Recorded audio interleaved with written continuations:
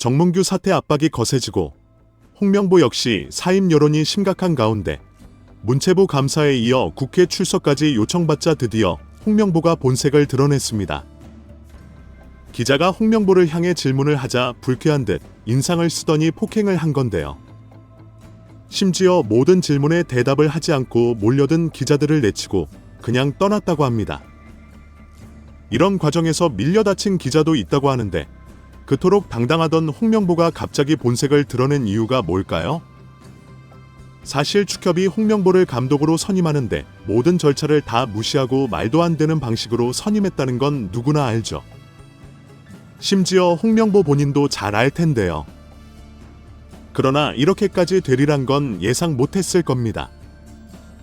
그럴 수밖에 없는 게 여태까지 축협이 마음대로 운영하며 감독이든 선수든 쥐고 흔들었던 게 하루 이틀 일이 아니고 홍명보가 속한 축구 카르텔 연라회가 그 중심이었기 때문에 홍명보와 정몽규는 늘 그렇듯 이러다 말 거라고 생각했을 텐데요.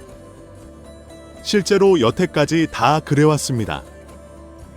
축협에서 어떤 일을 저질러도 축협을 견제할 수 있는 대상이 없으니 늘 팬들만 화나고 제자리였고 가장 최근 1인 파리 올림픽만 해도 그렇습니다. 한국 축구 팬들은 파리 올림픽에 한국 축구팀이 없어서 의아했죠. 실력이 안 좋아서 탈락한 건가 싶었던 분들도 계실 겁니다. 사실 이것도 정몽규 축협의 헛짓거리 때문인데요. 황선홍 감독이 지휘한 한국 U-23 축구 대표팀은 카타르 도하에서 열린 아시안컵 준중결승에서 인도네시아와 2대2로 비긴 뒤 승부차기에서 10대11로 지며 올림픽 진출이 좌절됐습니다. 한국 축구는 1988년 서울 대회부터 9회 대회에 걸쳐 이어온 올림픽 본선 연속 진출을 멈추게 된 것인데요. 심지어 최종전은 한국의 신태용 감독이 이끄는 인도네시아였기에 더욱 충격이었습니다. 슈팅 수에서 크게 밀리는 등 경기 내용에서도 완패했던 지난해 항저우 아시안게임 금메달의 기세를 파리 올림픽 본선까지 이어가려 했던 황선홍 감독은 이날 인도네시아전에서 신태용 감독과의 지략 대결에서 밀리며 지도자 인생에서 가장 뼈아픈 패배를 맛보게 되었죠. 그런데 여기서 많은 축구 팬들은 황선홍을 욕하는 게 아니라 축협을 욕했습니다. 왜일까요? 바로 황선홍이 두 탕을 뛰었기 때문인데요. 말 그대로 올림픽을 준비하는 팀과 아시안게임을 준비하는 팀을 동시에 감독하는 말도 안 되는 일이 벌어졌던 것입니다. 실제로 황선홍이 이런 제안을 받아들인 것을 보고 한편에서는 축구협회와 차기 국가대표 감독에 관련된 협의를 한 것이 아니냐는 의문이 있었는데 황선홍은 이런 질문이 나오자 나는 그렇게 비겁하지 않다. 내가 맡은 일에 최선을 다할 뿐이지 다음을 생각하고 뒤에서 작업하고 그런 짓 하지 않는다. 그건 분명한 사실이라며 강력하게 부인했습니다. 축구협회의 무리수가 황선홍이 아는 한국 축구의 소중한 자산까지 망가뜨린 셈이 된 거죠. 사실 위르겐 클린스만 감독이 아시안컵 이후 경질되고 황선홍 감독이 지난달 태국과 월드컵 예선 2연전에서 A 대표팀 사령탑을 맡는 등 투잡을 소화하면서 이번 대회 준비에 소홀할 수밖에 없었는데요. 이것도 축구협회의 욕심이었습니다. 클린스만 감독을 경질한 뒤 그 자리에 황선홍 올림픽 대표팀 감독을 임시로 앉힌 게 바로 축구협회인데요. 10회 연속 올림픽 본선 진출이라는 과제를 안고 있던 황선홍 감독은 축구협회 전력강화위원회의 결정에 따라 A 대표팀과 올림픽 대표팀을 한꺼번에 맡았기에 한시적이라 해도 이게 과연 옳은 결정이었을까? 황선홍은 고대라는 아니었기에 더더욱 감독직을 맡으라는 축구협회의 강압에 거부할 수 없었을지도 모릅니다. 게다가 클린스만 데려온 것도 정몽규 있죠. 클린스만이 농담처럼 정몽규에게 나 필요하면 말하라고 했는데 정몽규는 그걸 진짜로 받아들였고 클린스만을 모든 절차를 무시하고 데려왔는데요. 겉으로는 절차를 거쳤다고 했지만 나중에 클린스만이 폭로한 내용은 절차 없이 그냥 전화 한 통이 전부였다는 게 사실이었습니다.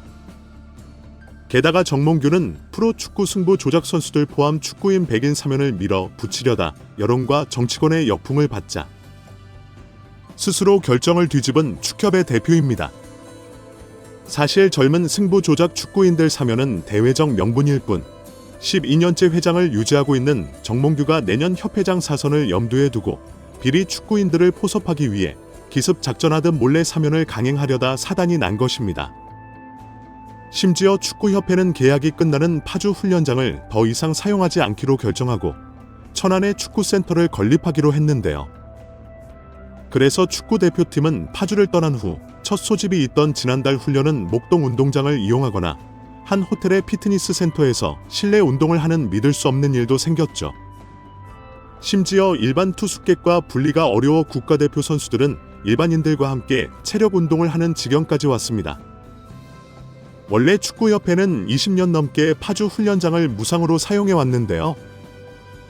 그런데 무상 임대 기간이 종료되자 20억 원이 넘는 비용을 내야 하는 상황에서 협회는 철수를 결정한 것이죠.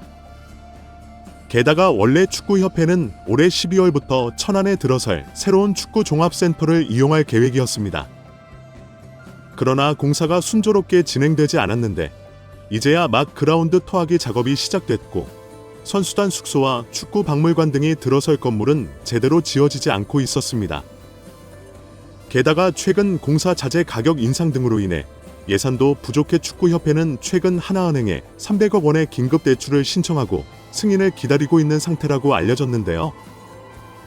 차질이 거듭되자 결국 대한축구협회는 2025년 5월로 준공을 또 한 번 미뤘습니다.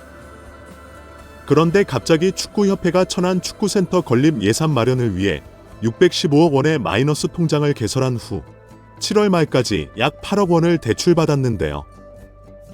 기존에 알려졌던 300억 원에 비하면 2배에 달하는 금액입니다.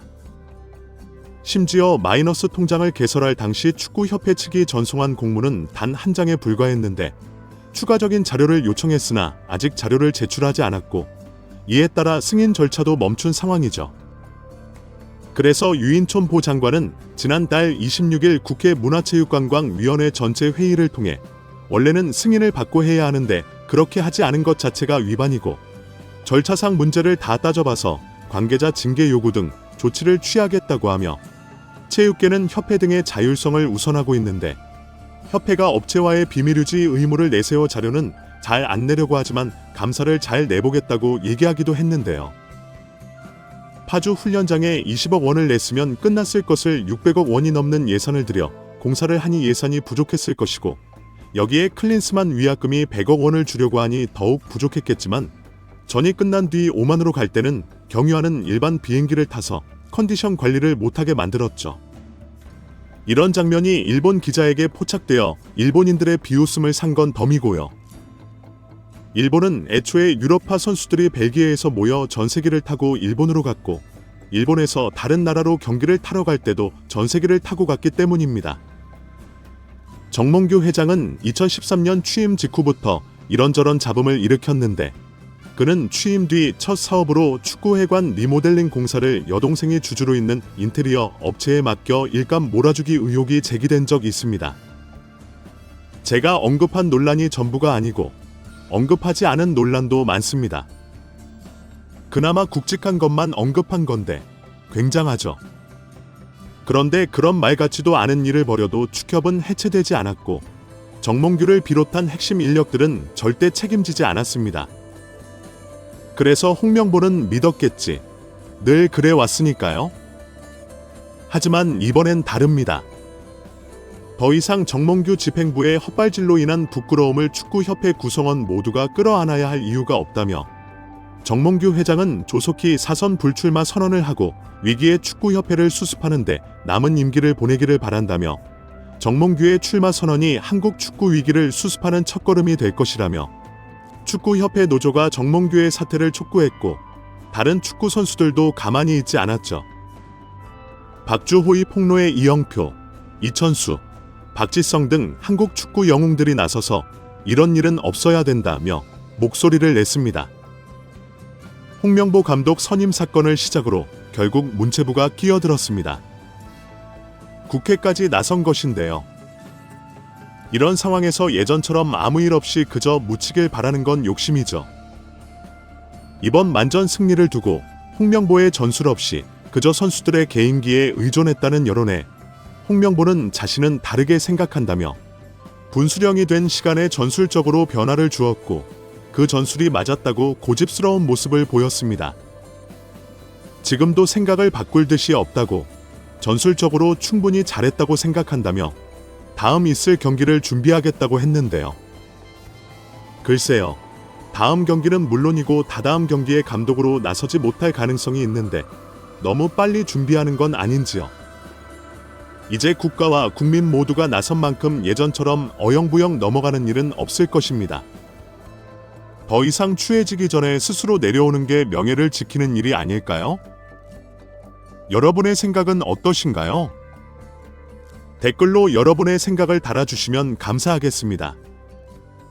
귀한 시간 내서 영상을 시청해 주셔서 대단히 감사합니다.